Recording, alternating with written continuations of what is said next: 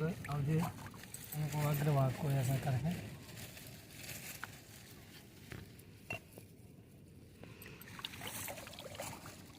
ओम ब्रह्मादया सुरा सर्वे ऋषया सोनका दया गच्छन्तु महाभागा ब्रह्मण्योदरवर्तिना। आपको संकल्प करना है तो संकल्प में भी आपको चावल और जल रखना है इस प्रकार है। और ऋषि और देव तर्पण जो आपको करना है पूरब की ओर मुँह करके, तो जो बताया था अगर देवताओं के लिए 27 अंजलि और ऋषियों के लिए 10 अंजलि। तो चावल को हाथ में लेकर के ऐसे आपको गाय का सींग जितना ऊंचा होता है उतना ऊंचा हाथ ले जा करके ऐसे आपको 27 अंजलि और 37 अंजलि जो है आपको इस प्रकार देना है, एक एक अंजलि जल देना है। और जनेऊ को जो है आप बिल्कुल सीधा रखेंगे, जहाँ जनेऊ है और बाएं कंधे पे गमछा रखेंगे इस प्रकार से। और बैठने की भी प्रक्रिया जो है, या तो आप सीधे बैठिए पालती मार के, और इस प्रकार भी नहीं बैठ सकते हो, दायां घुटना ऐसे ज़मीन में मोड़ के ऐसे बैठ करके ऐसे जल देना चाहिए इस प्रकार से, चावल हाथ में रख करके। इस बात को आप विशेष ध्यान रखेंगे। ये कुसा को अग्रभाग को पूरब की ओर करके और इस प्रकार दोनों हाथों को लेकर के दाहिने हाथ से ऐसे, दाहिने हाथ की साइड से ऐसे, तो यहाँ इतना एक हाथ जो है जल से ऊपर ले जाना है।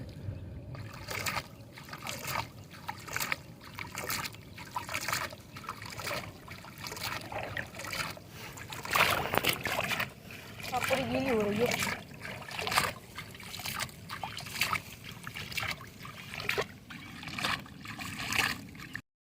जनेऊ जो है वो कंठी की तरह हो जाएगा इस प्रकार, और ये गमछा भी जो है कंठी की तरह हो जाएगा इस प्रकार। जो हाथ में लेंगे काव्य तीर्थ से, काय तीर्थ से ऐसे देना है ऐसे, तो 7 बार देना, 7 दूनी 14 अंजलि।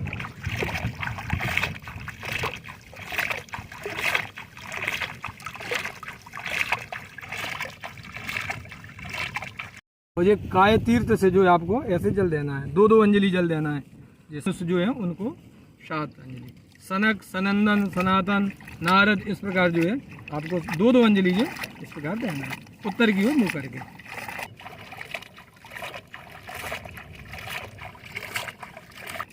इसके बाद में आपको पितरों का जो तर्पण करना है वो दक्षिण दिशा की ओर करना है। तो दक्षिण दिशा की ओर आपको क्या क्या करना है पहले ये देख लीजिए, किस प्रकार बैठना है, क्या करना है। आ जाओ, ऐसे ज़मीन पे लगा के बैठना है। जनेऊ को जो है अब सभ्य करना है इस तरफ ये जाए, ये अब सब हो गया, उल्टा करना है जनेऊ को, और गमछे को इस कंधे पे डालना है। और काले तिल आपको हाथ में लेना है, और कुसा का आगे का और पीछे का भाग दोनों एक साइड करना है, अग्रभाग और ये जड़, इनको ऐसे करना है। तो काला तिल हाथ में लेकर के जे। अब यहाँ जो है आप दिव्य पितृ तर्पण, तो दिव्य पितृ तर्पण में भी आपको 3-3 अंजलि ऐसे ही देना है, और पितृ तर्पण में भी आपको इसी प्रकार बैठने की एक प्रक्रिया रहेगी, इस बात का विशेष ध्यान रखना है। 3-3 अंजलि ऐसे देना है आपको। काला तिल हाथ में रखना है, तिल के बिना तर्पण मान्य नहीं रहेगा। इसी प्रकार यम आदि, यम के भी 14 हैं, तो उनको भी यमाय नमः, धर्मराजाय नमः, इस प्रकार जो है उनको भी 14 3-3 अंजलि ऐसे देना है। तो उसके बाद में जो है आपको आपके पिता, दादा, परदादा, उनका भी नाम और गोत्र और ऋषि गोत्र ये लेकर के 3-3 अंजलि ऐसे देना है। उसके बाद में माता, दादी और परदादी, उनको भी तस्मै सुधा नमः, उनको बोलना है तस्सै सुधा नमः, तस्सै सुधा नमः, तस्सै सुधा नमः, ये इस प्रकार आपको बोलना है। इसके बाद में जो है आपको द्वितीय गोत्र वाले नाना नानी, परनाना नानी और परनाना नानी, तस्मै सुधा नमः, तस्मै सुधा नमः, इस प्रकार बोल करके देना है। उसके बाद फिर जो है आपको अपनी, अगर आपकी पत्नी नहीं है तो एक पत्नी को एक अंजलि देना है। उसके बाद में आपका अगर भाई, चाचा का भाई नहीं है तो उसको भी एक अंजलि देना है। आपका जो भाई है उसको देना है एक अंजलि, नहीं है तो उसको, और सौतेला भाई है उसको भी एक अंजलि देना है। उसके बाद में मामा मामी को एक अंजलि देना है। उसके बाद में जो है आपको सास ससुर को भी एक अंजलि देना है। और उसके बाद जो है बुआ को देना है एक अंजलि मौसी को देना है। उसके बाद अपनी बहन को एक अंजलि देना है, और सौतेली बहन है तो उसको देना है। आपके कुलगुरु है उनको देना है। और उसके बाद में कुलगुरु के बाद में जो है आपको आपका जो मित्र है उसको देना है, और आपके यहाँ जो दास पुरुष रहा है उसको देना है। इसके बाद में जो है काला तिल इसमें सब में रहेगा, और दक्षिण दिशा की ओर ऐसे ये पितृ तीर्थ से अंगूठा और उस उंगली के बीच से जो है ऐसे जल जाना है। इस बात का ध्यान रखना है। ये देखिए ऐसे विशेष बार आपको समझा रहे। अभी दोबारा फिर मैं तीनों की प्रक्रिया एक बार फिर बताऊँगा आपको, इस बात का विशेष ध्यान रखना। इसके बाद में जो है आपके जो कई गर्भ नष्ट हो जाते हैं और किसी नरक के कोई भी जो हमारे पूर्वज हैं वो नरक में पड़े हैं तो उनको भी एक एक ही दे करके उनका ध्यान करके ऐसे नरकेशु समस्तेषु योनिषु, हमारे पूर्वज अन्य किसी योनि में है तो उनको भी देना है, वो चाहे वो गाय भैंस किसी भी की भी योनि में हो, पशु इत्यादि जलचर थलचर किसी की में भी तो उनको देना है। उसके इसको जो है चौलर करके ऐसे ऐसे और इसमें थोड़ा तेल रख के ये अब इसको ऐसे करके और अपने बाईं ओर जो है ऐसे निचोड़ देंगे। जो अपुत्री हैं आपके परिवार में जिनकी संतान नहीं है उन सबको जो है निष्पीडन वस्त्र का निष्पीडन ऐसे दिया जाता है। तो ये तिल लेकर के इस प्रकार जो बाईं ओर ये कर देना है।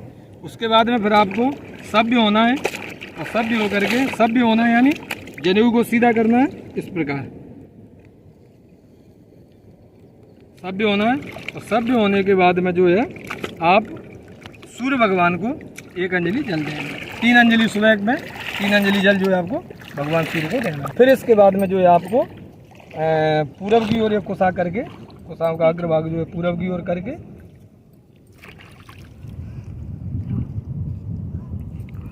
फिर 10 दिशाओं के जो स्वामी हैं देवता हैं उनको एक एक अंजलि देना है।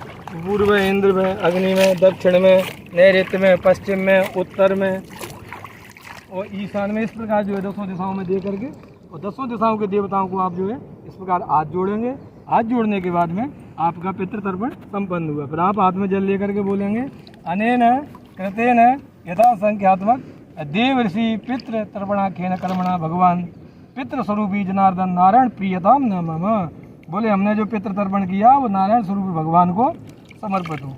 इस प्रकार करके आपको अब आपको दूसरी बात एक बताऊं मैं विशेष जो है सामान्य तौर पे आपको ये सीधा और इसमें कोई मंत्र आपको नहीं बोलना है। अगर मंत्र आपको आते नहीं है तो इस प्रकार आपको ये देना है। तो पूरब की ओर इस प्रकार देना है जैसे बताया और उत्तर की ओर ऐसे घूम करके जैसे देना है जी। और दक्षिण की ओर जो आपको जल देंगे ये अग्रभाग और दोनों को एक साइड कर लेंगे जी, इस बात का ध्यान रखें। और जनेऊ वगैरह आपको बताया वो वैसे ही करना है, ऐसे दक्षिण की ओर इस प्रकार आप जो है पितृ तर्पण करें। और श्राद्ध में घर पर काले तिल से तर्पण नहीं करना चाहिए, लेकिन जिस दिन श्राद्ध है उस दिन काले तिल से भी आप घर पर तर्पण कर सकते हैं, उसमें कोई दिक्कत नहीं है। इस बात का विशेष ध्यान रखें। जय श्री